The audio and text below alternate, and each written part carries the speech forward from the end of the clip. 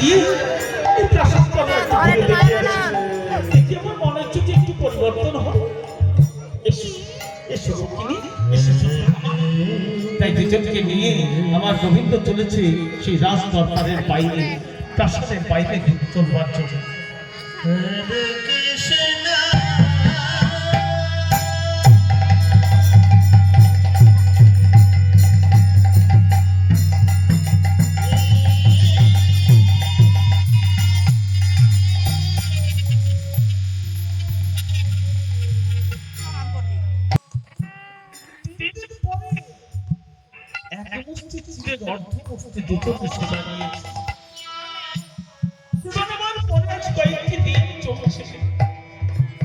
মরুভূমির তপ্ত বালুর উপরে চলতে চলতে চরণ দুখানে ফসকা পড়ে গেছে, আরেকটু চলতে চলতে সেই ফসকাগুলো গলে গেছে।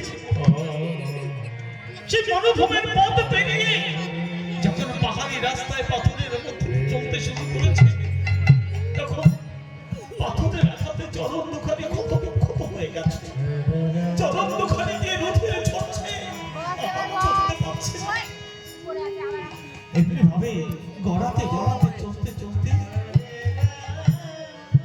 পাহাড়ি পথটা পার হয়েছে। পাহাড়ি পথ পার হয়ে এবার চলেছে বনের মধ্যে দিয়ে। বনের মধ্যে দিয়ে চলতে গিয়ে চলতে পারছি, চরণ দুখানে দেহের ভার আর রাখতে পারছে না। চরণ দুখানে ক্ষত বিক্ষত হয়ে গেছে।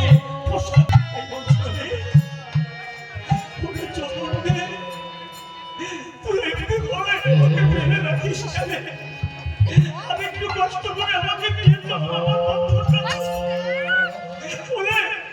তুমি যদি আমাকে এখানে ফেলে রাখিস, আমি না পারবো আমার শুভদের কাছে যেতে, না পারবো আমার বন্ধুর কাছে যেতে।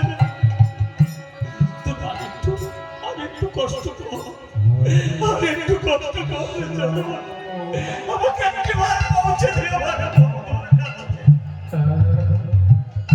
তাই এমনিভাবে চরণ দুখানের উপর ভর দিতে পারছে, কিছুটা গলা, কিছুটা বুকে হেঁটে হাসতে হাসতে, আবার কিছুটা গলা এমন ভাবে চলতে শুরু করেছে। সেই বনটা পার হয়ে একটি ফাঁকা মাঠের মাঝে পড়বার পরে হঠাৎ যখন মাথাটি তুলেছে, মাথাটি তুলে দেখতে পায় মাঠের ওপারে ওই দূরে দ্বারকার রাজপ্রাসাদের চূড়া দেখা যায়। ওই তো প্রাসাদের চূড়া দেখা যায়। আমার বন্ধু রাজপ্রাসাদের চূড়া দেখা আমি বসে থাকিস না, আমি একটু কষ্ট কর, আমি একটু কষ্ট করে আমাকে পৌঁছে দে আমার বন্ধুর কাছে। তাই এমনি ভাবে গড়াতে গড়াতে চলেছি, গড়াতে গড়াতে হাসতে হাসতে মাঠটা পার হয়ে আরেকটু এগিয়ে যেতে দেখতে পাই রাজপ্রাসাদের সদর দরজায় একজন প্রহরী দাঁড়িয়ে। সেটা বাবা সদর দরজায় প্রহরী দাঁড়িয়ে রয়েছে। প্রহরীর কাছে পৌঁছাতে পারলে ওই প্রহরীকে বললে নিয়ে যাবে আমাদের রাজামশাইয়ের কাছে। আরেকটু সহ্য কর, আরেকটু সহ্য কর, আরেকটু সহ্য কর। তাই অতি কষ্টে সেই দেহের ভর দিয়ে আস্তে আস্তে চলেছে। সে প্রহরীর কাছে এসে বলছে, প্রহরী ভাই, ও প্রহরী ভাই, আমাকে একবার তোমাদের রাজামশাইয়ের কাছে নিয়ে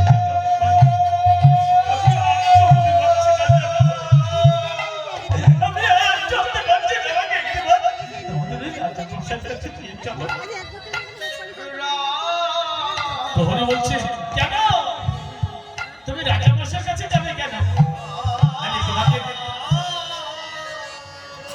তোমাকে দেখে তো বুঝতে পেরেছি তুমি একজন ভিখারি, বড় ক্লান্ত হয়ে বড় ক্ষুধার্ত। তাই এর জন্য রাজামশাইয়ের কাছে যাওয়ার প্রয়োজন নেই গো।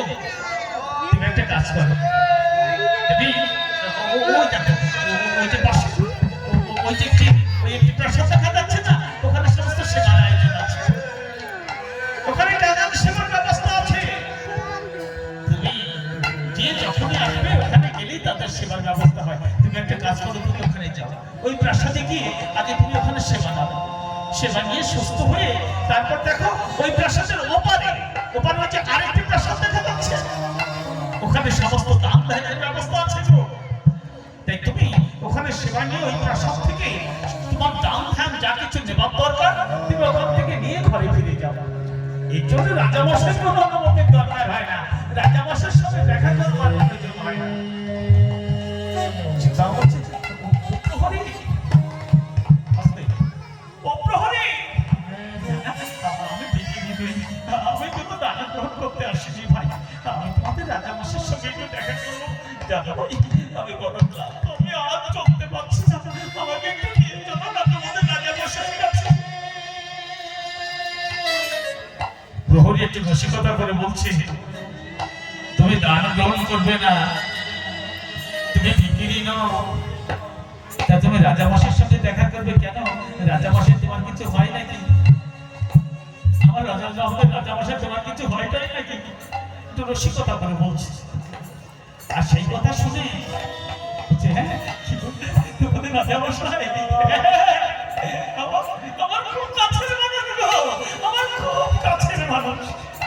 প্রহরী আরেকটু বছরের মধ্যে তাই নাকি? আমাদের রাজামশাই তোমার কাছের মানুষ, তা বলো তো আমাদের রাজামশাই তোমার কি হয়? কি হয় শুনবে?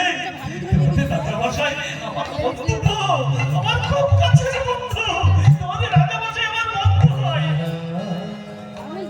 প্রহরী বলছে হায় রে, একটা সময় আমি ভেবেছিলাম তুই একটু ভিখারি, এখন তো দেখছি তুই ভিখারি নস, তুই পাগল বটে। পাগল না হলে এর অর্থ আমাদের রাজামশাই এ কখনো হতে পারে? এর মতো একজন ভিখারি, এর বন্ধু আমাদের রাজামশাই এ কখনো হতে পারে? বলে বলছে এখানে পাগলামি করবার জায়গা নেই, সব পথ থেকে সরে দাঁড়া, পথ থেকে সরে দাঁড়া। এই বলে যখনই ওদের পথ থেকে সরিয়ে দিতে গেছে, যখনই একটু ধাক্কা লেগেছে, জীর্ণ শরীরটি একেবারে লুটিয়ে পড়েছে সেই পথের ধুলায়, পথের ধুলায় লুটিয়ে পড়ে নয়ন জলে বক্ষ উঠিয়ে বলে, ওগো বন্ধু, তোমার এত কাছে এসেও আমার কাছে যেতে পারলাম না, তোমার সঙ্গে আমার দেখা হলো না, তোমার কাছে আমি পৌঁছতে পারলাম না বন্ধু, আমি তোমার কাছে পৌঁছতে পারলাম না। সুমতি, আমি একটা কি করবো? আমি না পারবো তোমার কাছে ফিরে যেতে, আমি না পারলাম বন্ধুর সঙ্গে দেখা করতে।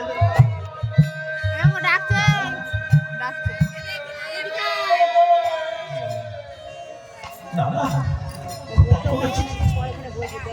আমি এখানে এসেছি এই সদর দরজায় আমার বন্ধুকে চরণ ধরে দিয়েছি, আমার বন্ধু সেই চরণ ধরে আমি দেখে এখান থেকে চলে যাবো, সমুদ্রে যাচ্ছি, আমি এখান থেকে আমার ওদের কাছে চলে যাবো। তাই বলে সেই সদর দরজায় সেই পথের ধুলায় হঠাৎ করে আমার বন্ধু চলে বসা। এই ভাবছে আমার গোবিন্দ রাজ দরবার থেকে সদর দরজার কাছে এসে দেখতে পায় কে যেন সেই পথের ধুলায় ভরা পরিবার। কে বলছে কে? কে তুমি ওখানে? কেন তুমি ওখানে এমনি ভাবে পথের ধুলায় ভরা পরিবার?